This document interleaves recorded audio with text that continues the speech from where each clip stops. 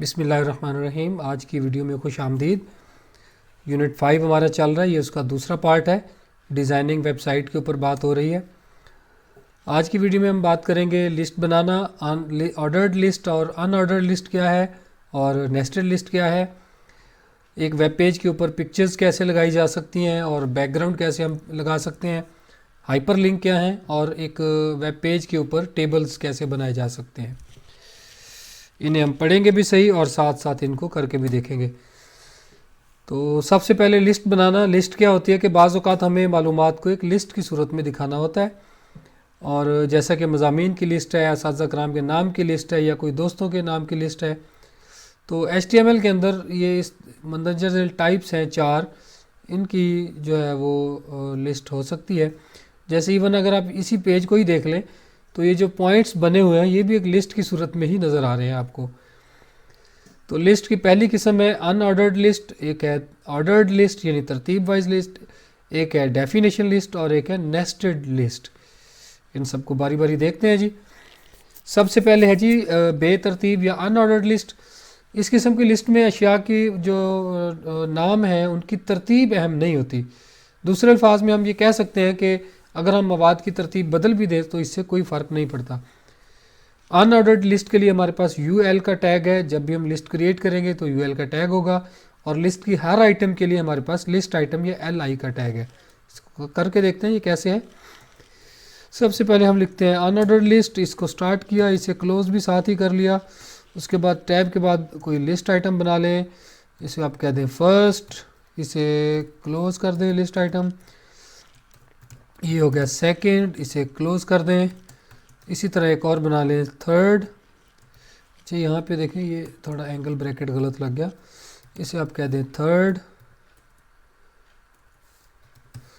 उप्स, इसे क्लोज कर दें तो ये काफ़ी है। इसे आप कर दें फाइल एंड सेव। सेव करने के बाद अब आप अपने पेज को रिफ़्रेश करें। ये हम अपने उसी पेज के ऊपर मौजूद हैं। इसे जब रिफ़्रेश किया तो ये मेरी आइटम्स आ गई, फर्स्ट सेकंड थर्ड लिस्ट बन गई, और साथ में बुलेट्स भी लगे हुए हैं। और ये है अनऑर्डर्ड लिस्ट, कोई तरतीब इसमें नहीं है। दूसरी है तरतीब वाइज लिस्ट या ऑर्डर्ड लिस्ट। एक तरतीब या ऑर्डर्ड लिस्ट के अंदर हम मवाद के ख़ास तरतीब से ही लिखते हैं। इस लिस्ट के हर आइटम को एक नंबर अलाट किया जाता है, और ये नंबर जो है वो हरूफ तहजी, कोई रोमन या रियाजी के कोई नंबर हो सकते हैं। इसके लिए हमारे पास OL का टैग है जो ऑर्डर्ड लिस्ट बनाने के लिए यूज़ होता है, और आइटम के लिए सेम वही LI का टैग यूज़ होता है। इसे भी देखते हैं कैसे होगा ये। तो इसके नीचे बना लेते हैं एक ऑर्डर्ड लिस्ट स्टार्ट हुआ, और इसी तरह ऑर्डर्ड लिस्ट का जो क्लोजिंग टैग लिखा, और बीच में जो आइटम्स हैं वो सेम यही LI का टैग है, तो हम इन्हीं को कॉपी और पेस्ट कर देते हैं। इसके बाद इसको सेव करते हैं और पेज को रिफ़्रेश करके देखते हैं कि क्या फ़र्क पड़ा। देखें तो यहाँ पे हमारे पास लिस्ट वैसी ही आ रही है, लेकिन फ़र्क ये है कि यहाँ पे बुलेट्स की बजाय नंबर्स लगे हुए हैं। ये होती है हमारी ऑर्डर्ड लिस्ट। तीसरी है जी वजाहती लिस्ट या कोई डिस्क्रिप्टिव या डेफिनेशन लिस्ट। ये लिस्ट जो है वो आम तौर पर उस वक्त इस्तेमाल की जाती है जब हमने कुछ इस्तिलाहात या कोई टर्म्स लिखनी है और साथ में उनकी वजाहत भी लिखनी है। इस लिस्ट के लिए हम DL का टैग इस्तेमाल करते हैं, और उसके बाद टैग DT को इस्तेमाल करते हुए इस्तिलाहात लिखते हैं, और जो डिस्क्रिप्शंस हैं वो टैग DD को इस्तेमाल करते हुए लिखते हैं। इसे भी हम करके देखते हैं। तो सबसे पहले जो है वो है हमारे पास डिस्क्रिप्टिव लिस्ट, और डिस्क्रिप्टिव लिस्ट एंड भी होगी।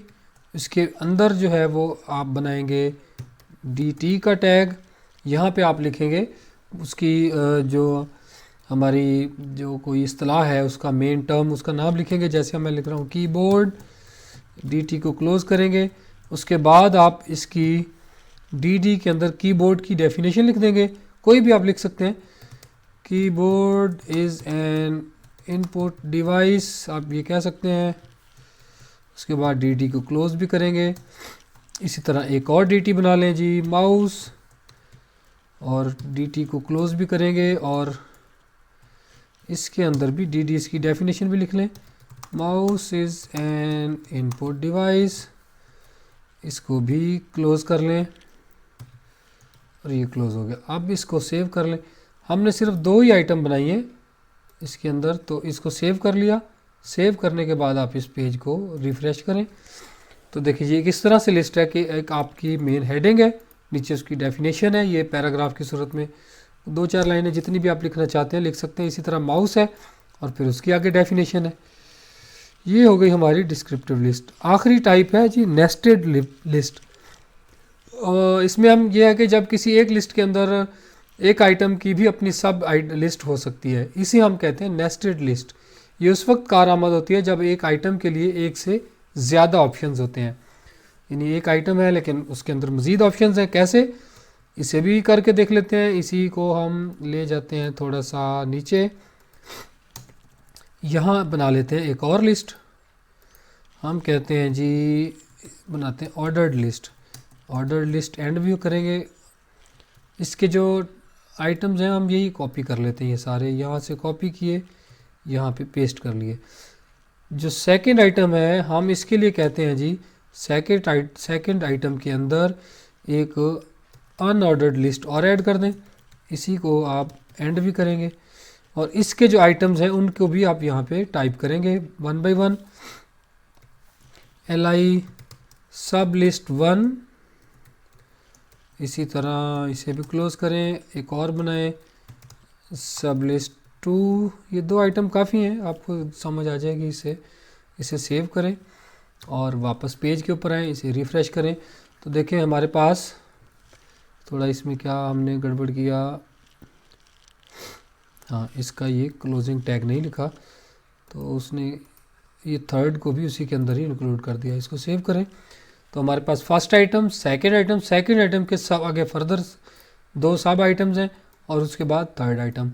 ये है जी एक लिस्ट के अंदर एक और लिस्ट बनाना, और आप इसके अंदर जितनी मर्ज़ी इसका ट्री बनाते जाएं, इसमें कोई लिमिटेशन नहीं है। तो ये थी हमारी लिस्ट। आगे देखते हैं जी तस्वीर और बैकग्राउंड। वेब पेज में तस्वीर को जो है वो हम टैग है हमारे पास IMG का, इसे इस्तेमाल करते हुए लगाते हैं जी। इमेज जो है वो एक खाली टैग है मगर इसमें तस्वीर के एट्रीब्यूट होते हैं जिससे ये तस्वीर को ज़ाहिर करता है। इसका एट्रीब्यूट SRC सोर्स का एट्रीब्यूट है और इसके अंदर आप एक पिक्चर का URL देते हैं और तस्वीर जो है वो किसी वेब पेज का डिज़ाइन और शक्ल बेहतर बना सकती है। इमेज टैग की कुछ प्रॉपर्टीज़ और भी हैं जिसमें विड्थ और हाइट है। ये बेतरतीब एक तस्वीर की चौड़ाई और ऊंचाई देने के लिए इस्तेमाल होते हैं। अगर आपने नहीं दी तो जो पिक्चर की डिफ़ॉल्ट विड्थ हाइट है वही आप उसी में आपको तस्वीर नज़र आएगी। अगर आपने विड्थ और हाइट की पैरामीटर मेंशन किए हैं तो तस्वीर उसी साइज़ में नज़र आएगी जो आपने मेंशन किया है। इसी तरह एक और पैरामीटर है बॉर्डर का एट्रीब्यूट। ये तस्वीर के गिर्द बॉर्डर लगाने के लिए इस्तेमाल होता है। एक और एट्रीब्यूट है अल्टरनेट का ALT। ये तस्वीर की जगह पे मुतबादिल टेक्स्ट देने के लिए इस्तेमाल होता है। यानी अगर किसी वजह से आपकी तस्वीर ज़ाहिर नहीं हो रही तो अल्टरनेट का जो एट्रीब्यूट है ये फिर मुतबादिल के तौर पे कोई टेक्स्ट दिखाता है। यहाँ पे हम नीचे ही, अब क्योंकि सारी चीज़ें बढ़ती जा रही हैं, नीचे हम इसके लिए इमेज का टैग यूज़ कर लेते हैं। इमेज एक खाली टैग है, इससे कोई इफ़ेक्ट नहीं होने वाला। इमेज टैग यूज़ करने के बाद आप लिखेंगे जी इसका सोर्स, इसे डबल कॉमे के अंदर सोर्स देंगे एंड दैट्स ऑल। आप इसके अंदर कोई भी, मेरे पास एक पिक्चर पड़ी है 1.png, इसको सेव करें। कोई विड्थ हाइट नहीं दी, कुछ भी नहीं दिया। इसे हम चेक कर लेते हैं जी यहाँ पे, तो नीचे देखें ये तस्वीर यहाँ पे आना शुरू हो गई है। अगर आपने इसकी विड्थ और हाइट भी मेंशन कर दी, ये तस्वीर आप इसका कोई किसी वेबसाइट से भी इसका URL उठा सकते हैं, लेकिन जहाँ पे मेरी ये फ़ाइल पड़ी है myfirstpage.html, वहाँ पे मैंने एक पिक्चर रखी हुई है, उसे अब मैंने यहाँ पे लोड भी कर लिया। अगर मैं इसको विड्थ और हाइट देता हूँ, मैं ऐसे कहता हूँ इसकी जो विड्थ है वो 250 पिक्सल होनी चाहिए और इसकी हाइट जो है वो 50 पिक्सल होनी चाहिए। ये मैंने इसको मेंशन कर दिया। अब मैं इसको सेव करने लगा हूँ। इसे सेव किया जी। अब मैं इसको करता हूँ रिफ़्रेश।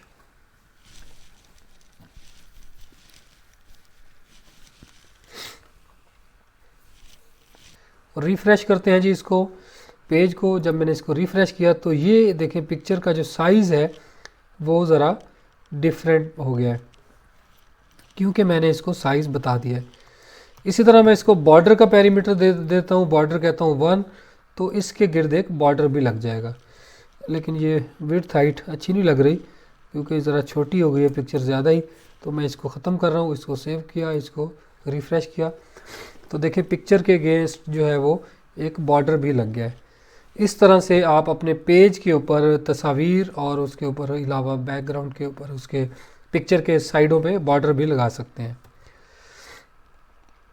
हाँ, ऑल्टरनेट टेक्स्ट जो है उसको भी देख लेते हैं। आप एक पैरामीटर है ALT, इसको आप लिखें इमेजेस नॉट अवेलेबल, इसको सेव कर लें और यहाँ पे इस पिक्चर का कोई नाम ऐसा रख लें जो मौजूद ना हो।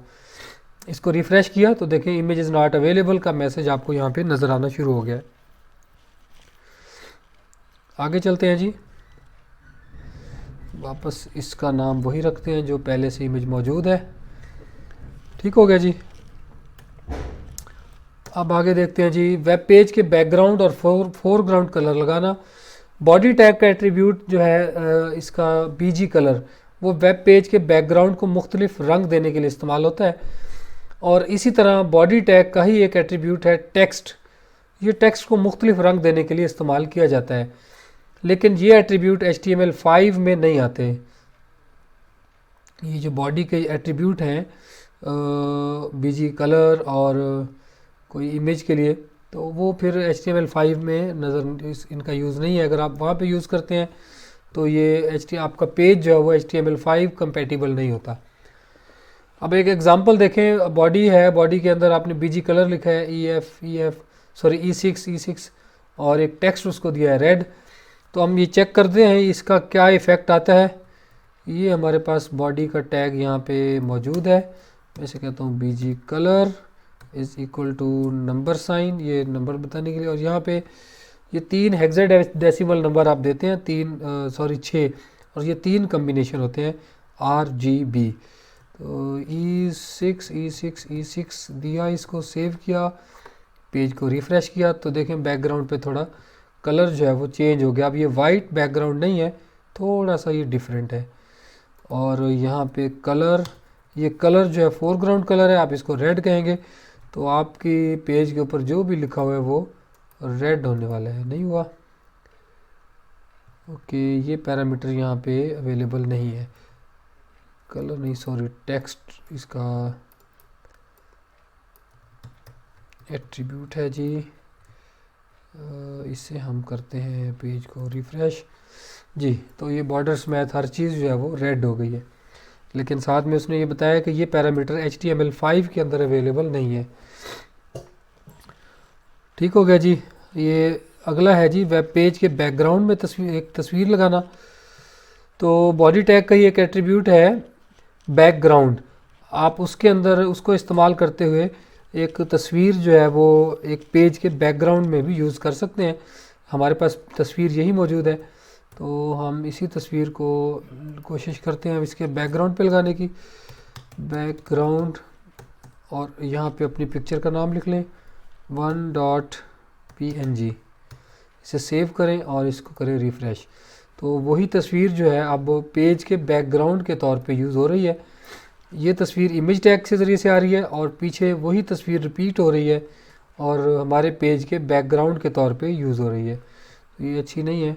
ये दोनों पैरामीटर मैं फ़िलहाल यहाँ से गायब कर रहा हूँ, आपको एग्जांपल के लिए समझाने थे, तो वो हो गया। यहाँ पे हम पहुँच गए। आगे चलते हैं जी, इसको कंटिन्यू करते हैं। एक हाइपर लिंक लगाना। एक हाइपर लिंक जो है वो एक आइकॉन या एक तस्वीर या एक टेक्स्ट हो सकता है जिस पर अगर आप क्लिक करें तो आप किसी दूसरे वेब पेज पे ले जाएगा।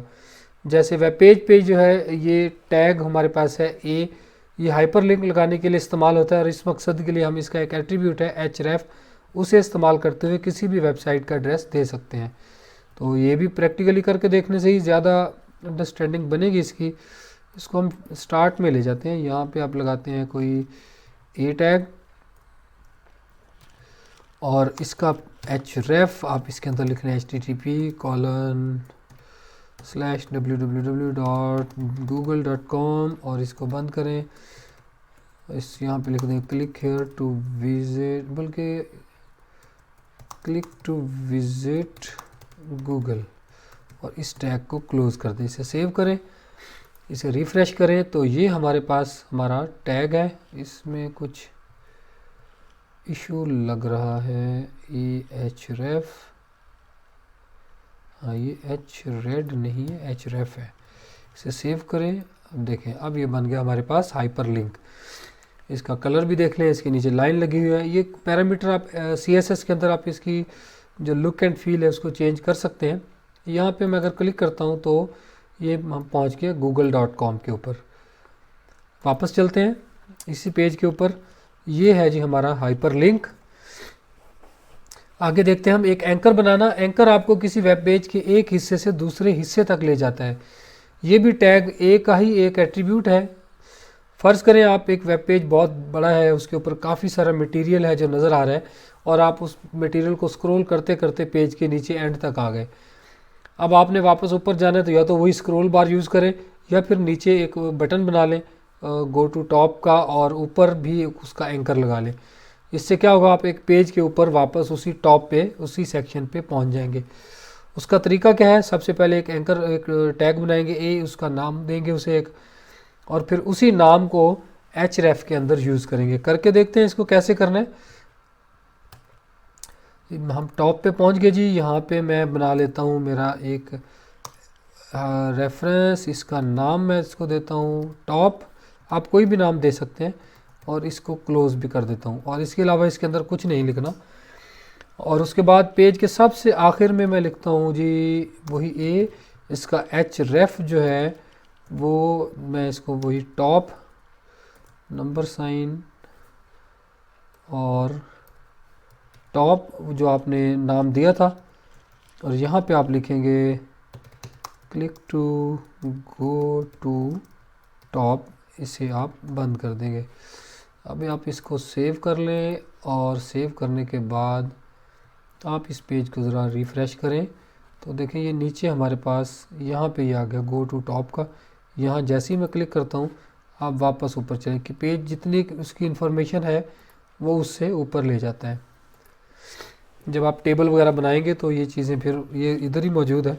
टेबल अभी हम बनाएंगे आगे तो आपको ये मज़ीद क्लियर हो जाएगा कि पेज को फ़ौरन से ये ऊपर ले जाता है। ये है जी हमारा एंकर टैग।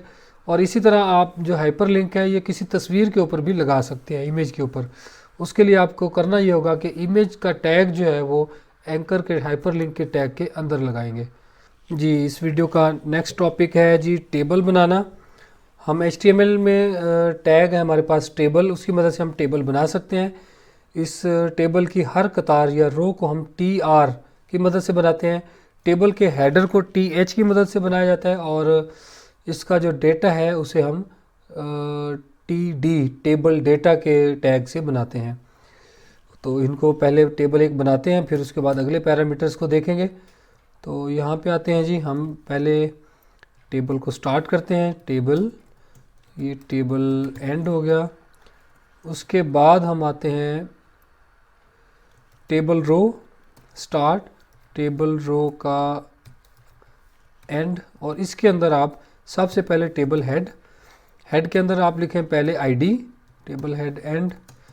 उसके बाद टेबल हेड के अंदर आप लिखें नेम, ये टेबल हेड का एंड। उसके बाद आप लिखें टेबल हेड के अंदर एड्रेस, इसी तरह ये टेबल हेड एंड हो गया। ये एक आपकी रो कंप्लीट हुई। इसे आप करें फाइल एंड सेव। उसके बाद एक और रो बनाएं TR। अब जो रोज़ होती हैं उनका जो डेटा है वो टेबल डेटा TD के टैग्स में आता है।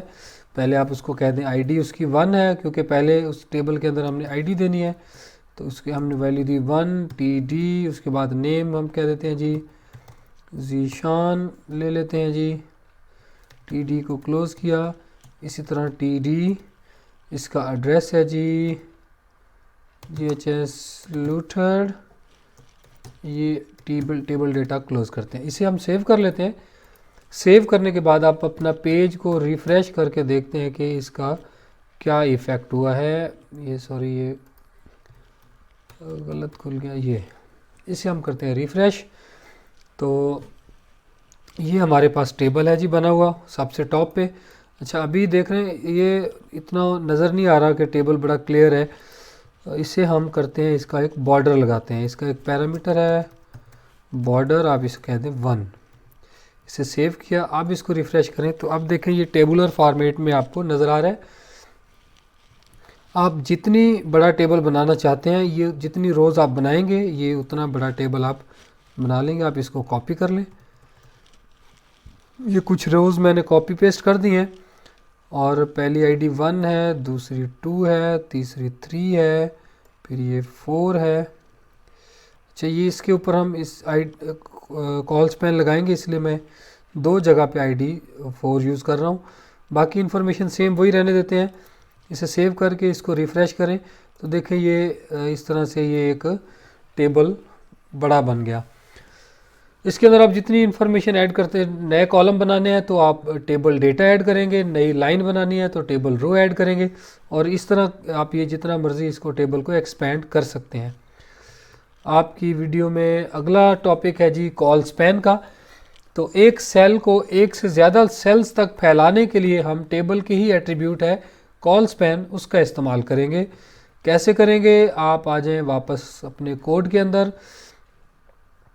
यहाँ पे मैं कहता हूँ ये जो नाम है इसे मैं कहता हूँ कॉल स्पैन यूज़ करते हैं, इसे हम कहते हैं 2।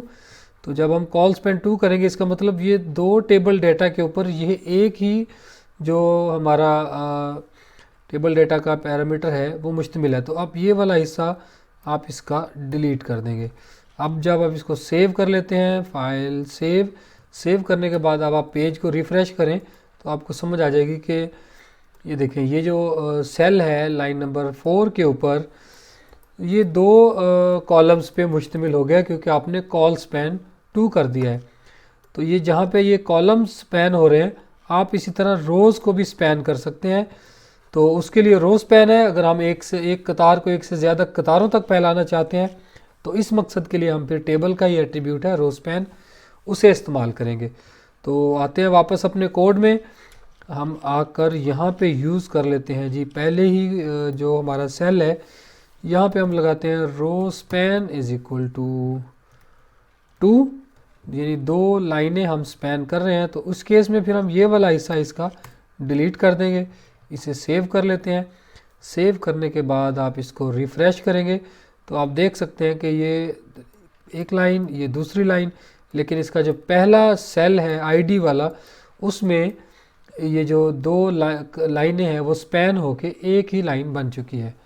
तो ये है हमारा रो स्पैन और कॉल स्पैन का कॉन्सेप्ट। उसके बाद आप नीचे आते हैं और ये वही गो टू टॉप वाला, इसको क्लिक करें तो अभी आपको देखें वापस पेज के टॉप पे लेके जा रहा है। तो ये अब थोड़ा ज़्यादा क्लियर हो रहा है। तो ये थी जी आज की वीडियो। इसके साथ ही जो वीडियो सीरीज़ का ये जो पूरा सिलसिला है ये यहाँ पे कंप्लीट होता है। 9th की जो बुक है उसमें यही 5 चैप्टर हैं दिए हुए। इनके अंदर जो चीज़ें मुझे नज़र आई मैंने इनको पॉइंट आउट किया, बड़े आसान उस वे में यहाँ पे एक्सप्लेन की हैं। वीडियोज़ आपको कैसी लगी आपने कमेंट्स बॉक्स में ज़रूर बताना है। इसके अलावा आप इनको दोस्तों के साथ, स्टूडेंट्स के साथ ज़्यादा से ज़्यादा शेयर करें। जैसे पेंडेमिक की सिचुएशन है तो इसमें भी अगर आप कोई स्टूडेंट जिसकी कोई क्लासेस मिस हैं तो वो भी इनसे हेल्प आउट ले सकता है।